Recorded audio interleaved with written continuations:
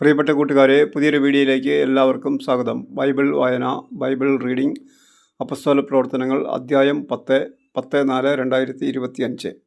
അപ്പസ്തോല പ്രവർത്തനങ്ങൾ 10-ാം അധ്യായമാണ് ഇന്ന് വായിക്കുന്നത്.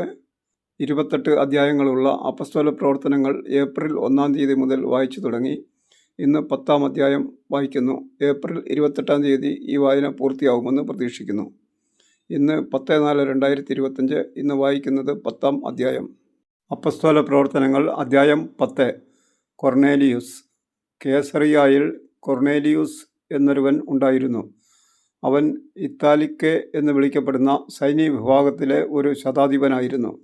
അവനും കുടുംബവും ദൈവഭയവും ഭക്തിയുമുള്ളവരായിരുന്നു. അവൻ ജനങ്ങൾക്ക് ഉദാരമായി ദാനധർമ്മം ചെയ്യുകയും ദൈവത്തോട് നിരന്തരം പ്രാർത്ഥിക്കുകയും ചെയ്തു പോന്നു. ഒരു ദിവസം ഏതാണ്ട് 9-ാം മണിക്കൂറിൽ കൊർണേലിയൂസ് എന്ന് വിളിച്ചുകൊണ്ട് ഒരു ദൈവദൂതൻ ആഗതനാകുന്നത് ഒരു ദർശനത്തിൽ അവൻ വ്യക്തമായി കണ്ടു. ഭയവിഹ്വലനായി ഉറ്റുനോക്കിക്കൊണ്ട് അവൻ ചോദിച്ചു, പ്രഭോ, ഇതെന്താണ്? ദൂതൻ പറഞ്ഞു, നിന്റെ പ്രാർത്ഥനകളും ദാനധർമ്മങ്ങളും ദൈവസന്നിധിയിൽ നിന്നെ അനുസ്മരിപ്പിച്ചിരിക്കുന്നു. യോപ്പായിലേക്ക് ആളയച്ച് പത്രോസ് എന്ന് വിളിക്കപ്പെടുന്ന ശിമയോനെ വരുത്തുക. അവൻ കടൽ തീരത്ത് താമസിക്കുന്ന തുകൽപ്പണിക്കാരൻ ശിമയോൻ്റെ വീട്ടിലുണ്ട്. തന്നോട് സംസാരിച്ച ദൂതൻ പോയപ്പോൾ അവൻ തൻ്റെ 2 ഭൃത്യന്മാരെയും അംഗരക്ഷകന്മാരിൽപ്പെട്ട വിശ്വസ്തനായ ഒരു പടയാളിയെയും വിളിച്ച് എല്ലാം വിശദീകരിച്ചു കൊടുത്തതിന് ശേഷം അവരെ യോപ്പായിലേക്ക് അയച്ചു. അവർ യാത്ര ചെയ്ത് പിറ്റേ ദിവസം നഗരത്തെ സമീപിച്ചപ്പോൾ പത്രോസ് പ്രാർത്ഥിക്കാൻ മട്ടുപ്പാവിലേക്ക് പോവുകയായിരുന്നു. ഏകദേശം 6-ാം മണിക്കൂറായിരുന്നു. അവന് വിശന്നു, എന്തെങ്കിലും ഭക്ഷിക്കണമെന്ന് തോന്നി. അവർ ഭക്ഷണം തയ്യാറാക്കിക്കൊണ്ടിരുന്നപ്പോൾ അവന് ഒരു ദിവ്യ അനുഭൂതി ഉണ്ടായി. സ്വർഗം തുറന്നിരിക്കുന്നതും വലിയ വിരിപ്പ് പോലുള്ള ഒരു പാത്രം 4 കോണിലും പിടിച്ച് ഭൂമിയിലേക്ക് ഇറക്കപ്പെടുന്നതും അവൻ കണ്ടു. ഭൂമിയിലെ എല്ലാത്തരം നാൽക്കാലികളും ഇഴജന്തുക്കളും ആകാശപ്പറവകളും അതിലുണ്ടായിരുന്നു.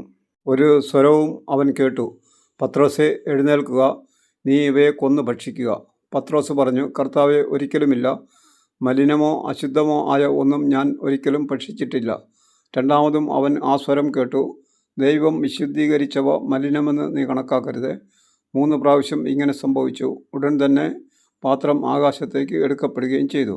താൻ കണ്ട ദർശനത്തിൻ്റെ അർത്ഥമെന്തെന്ന് പത്രോസ് സംശയിച്ച് നിൽക്കുമ്പോൾ കൊർണേലിയൂസ് അയച്ച ആളുകൾ ശിമയോൻ്റെ വീടന്വേഷിച്ച് പടിവാതിക്കൽ നിൽപ്പുണ്ടായിരുന്നു. പത്രോസ് എന്ന് വിളിക്കപ്പെടുന്ന ശിമയോൻ ഇവിടെയാണോ താമസിക്കുന്നത് എന്ന് അവർ വിളിച്ച് ചോദിച്ചു. പത്രോസ് ദർശനത്തെക്കുറിച്ച് ചിന്തിച്ചു കൊണ്ടിരുന്നപ്പോൾ ആത്മാവ് അവനോട് പറഞ്ഞു, ഇതാ 3 പേർ നിന്നെ അന്വേഷിക്കുന്നു. എഴുന്നേറ്റ് താഴേക്ക് ചെല്ലുക. ഒന്നും സംശയിക്കാതെ അവരോടൊപ്പം പോവുക. എന്തെന്നാൽ ഞാനാണ് അവരെ അയച്ചിരിക്കുന്നത്. പത്രോസ് താഴെ വന്ന് അവരോട് പറഞ്ഞു, നിങ്ങൾ അന്വേഷിക്കുന്ന ആൾ ഞാൻ തന്നെ. നിങ്ങൾ വന്നതിൻ്റെ ഉദ്ദേശമെന്തേ? അവർ പറഞ്ഞു, നീതിമാനും ദൈവഭയമുള്ളവനും യഹൂദജനത്തിന് മുഴുവൻ സമ്മതനുമായ കൊർണേലിയൂസ് എന്ന ശതാധിപന് നിന്നെ ആളയച്ച് വീട്ടിലേക്ക് കൊണ്ടുചെല്ലണമെന്നും നിന്റെ വാക്കുകൾ കേൾക്കണമെന്നും ദൈവദൂതനിൽ നിന്ന് നിർദ്ദേശം ലഭിച്ചിരിക്കുന്നു. അവൻ അവരെ അകത്തേക്ക് വിളിച്ച് അവിടെ താമസിപ്പിച്ചു. അടുത്ത ദിവസം അവൻ അവരോടൊപ്പം പുറപ്പെട്ടു. യോപ്പായിൽ നിന്നുള്ള ചില സഹോദരന്മാരും അവനെ അനുയാത്ര ചെയ്തു. പിറ്റേ ദിവസം അവർ കേസറിയായിലെത്തി. കൊർണേലിയൂസ് തൻ്റെ ബന്ധുക്കളെയും അടുത്ത സുഹൃത്തുക്കളെയും വിളിച്ചുകൂട്ടി അവരുടെ വരവ് പ്രതീക്ഷിച്ചിരിക്കുകയായിരുന്നു. പത്രോസ് അകത്ത് പ്രവേശിച്ചപ്പോൾ കൊർണേലിയൂസ് അവനെ സ്വീകരിച്ച് കാൽക്കൽ വീണ് നമസ്കരിച്ചു. എഴുന്നേൽക്കുക, ഞാനും ഒരു മനുഷ്യനാണ് എന്ന് പറഞ്ഞുകൊണ്ട് പത്രോസ് അവനെ എഴുന്നേൽപ്പിച്ചു. അവനോട് സംസാരിച്ചുകൊണ്ട് പത്രോസ് അകത്ത് പ്രവേശിച്ചപ്പോൾ വളരെ പേർ അവിടെ കൂടിയിരിക്കുന്നത് കണ്ട് അവൻ അവരോട് പറഞ്ഞു, മറ്റൊരു വർഗ്ഗക്കാരനുമായി സമ്പർക്കം പുലർത്തുന്നതും അവനെ സമീപിക്കുന്നതും ഒരു യഹൂദന് എത്രത്തോളം നിയമവിരുദ്ധമാണെന്ന് നിങ്ങൾക്ക് അറിയാമല്ലോ. എന്നാൽ ഒരു മനുഷ്യനെയും ഹീനജാതിക്കാരനെന്നോ അശുദ്ധനെന്നോ വിളിക്കരുതെന്ന് ദൈവം എനിക്ക് കാണിച്ചു തന്നിരിക്കുന്നു. അതിനാൽ നിങ്ങൾ എനിക്ക് ആളയച്ചപ്പോൾ യാതൊരു തടസ്സവും പറയാതെ ഞാൻ വരികയാണ് ചെയ്തത്. എന്തിനാണ് നിങ്ങൾ എനിക്ക് ആളയച്ചതെന്ന് പറയുവിൻ. കൊർണേലിയൂസ് മറുപടി പറഞ്ഞു, 4 ദിവസം മുമ്പ് ഈ സമയത്ത് വീട്ടിൽ വെച്ച് ഞാൻ 9-ാം മണിക്കൂറിലെ പ്രാർത്ഥന നടത്തുകയായിരുന്നു. പെട്ടെന്ന് തിളങ്ങുന്ന വസ്ത്രങ്ങൾ അണിഞ്ഞ ഒരാൾ എൻ്റെ മുമ്പിൽ പ്രത്യക്ഷപ്പെട്ടു.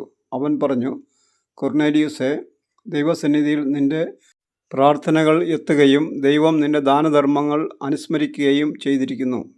അതുകൊണ്ട് യോപ്പായിലേക്ക് ആളയച്ച് പത്രോസ് എന്ന് വിളിക്കപ്പെടുന്ന ശിമയോനെ വരുത്തുക. കടൽ തീരത്ത് തുകൽപ്പണിക്കാരനായ ശിമയോൻ്റെ വീട്ടിലാണ് അവൻ താമസിക്കുന്നത്.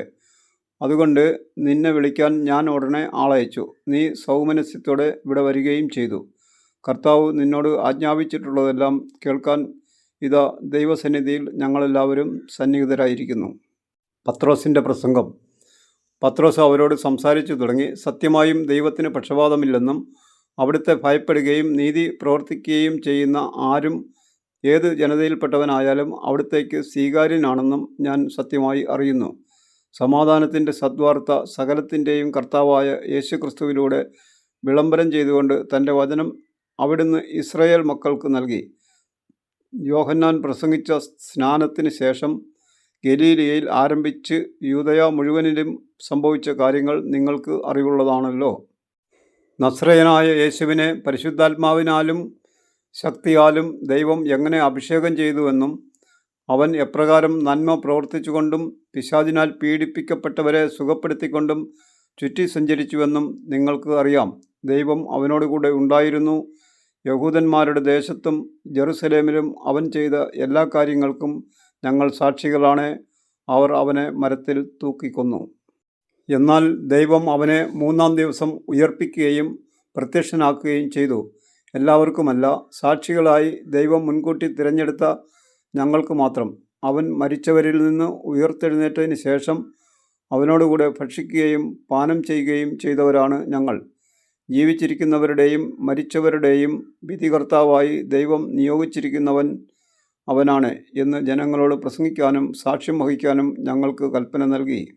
അവനിൽ വിശ്വസിക്കുന്ന എല്ലാവരും അവൻ്റെ നാമം വഴി പാപമോചനം നേടുമെന്ന് പ്രവാചകന്മാർ അവനെക്കുറിച്ച് സാക്ഷ്യപ്പെടുത്തുന്നു. വിജാതിയർക്ക് ജ്ഞാനസ്നാനം. പത്രോസ് ഇത് പറഞ്ഞുകൊണ്ടിരിക്കുമ്പോൾ തന്നെ കേട്ടുകൊണ്ടിരുന്ന എല്ലാവരുടെയും മേൽ പരിശുദ്ധാത്മാവ് വന്നു. വിജാതിയരുടെ മേൽ പോലും പരിശുദ്ധാത്മാവിൻ്റെ ദാനം വർഷിക്കപ്പെട്ടതിനാൽ പത്രോസിനോട് കൂടെ വന്നിരുന്ന പരിച്ഛേദിതരായ വിശ്വാസികൾ വിസ്മയിച്ചു. അവർ അന്യഭാഷകളിൽ സംസാരിക്കുന്നതും ദൈവത്തെ സ്തുതിക്കുന്നതും അവർ കേട്ടു. അപ്പോൾ പത്രോസ് പറഞ്ഞു, നമ്മെപ്പോലെ തന്നെ പരിശുദ്ധാത്മാവിനെ സ്വീകരിച്ച ഇവർക്ക് ജ്ഞാനസ്നാന ജലം നിഷേധിക്കാൻ ആർക്കെങ്കിലും സാധിക്കുമോ? യേശുക്രിസ്തുവിൻ്റെ നാമത്തിൽ അവർക്ക് സ്നാനം നൽകാൻ അവൻ കൽപ്പിച്ചു. കുറേ ദിവസം തങ്ങളോടുകൂടെ താമസിക്കണമെന്ന് അവർ അവനോട് അഭ്യർത്ഥിച്ചു. 28 അധ്യായങ്ങളുള്ള അപ്പസ്തോല പ്രവർത്തനങ്ങൾ എന്ന ഈ സുവിശേഷം മുഴുവൻ വായിക്കാൻ കൃപ തരണമേ എന്ന് ദൈവത്തോട് പ്രാർത്ഥിക്കുന്നു. ഇന്ന് അപ്പസ്തോല പ്രവർത്തനങ്ങൾ എന്ന സുവിശേഷം 10-ാം അധ്യായം വായന പൂർണ്ണമായി. അതിനെ സഹായിച്ച ദൈവത്തോട് നന്ദി പറയുന്നു. Thank you.